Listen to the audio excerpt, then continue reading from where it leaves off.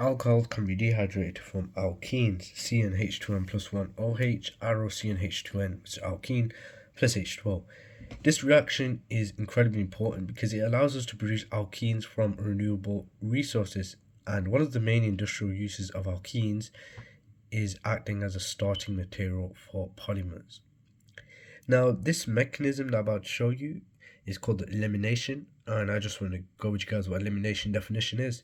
Elimination reaction definition: a small group of atoms breaks away from a larger molecule and is not replaced.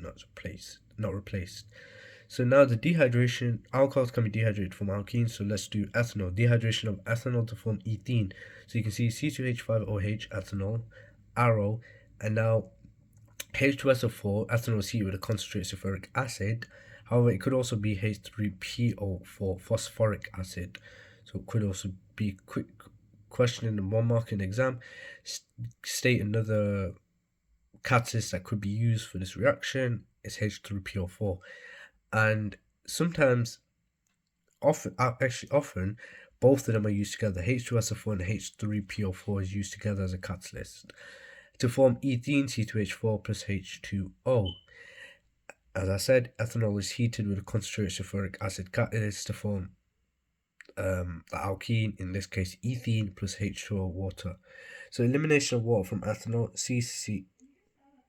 CCOH, with the lone pair of electrons on oxygen, bonds to a hydrogen from the acid, sulfuric acid, phosphoric acid, and now the alcohol is protonated, giving the oxygen a positive charge. And now you can see here the oxygen is positive charge. Oxygen is going to pull the electrons away from carbon.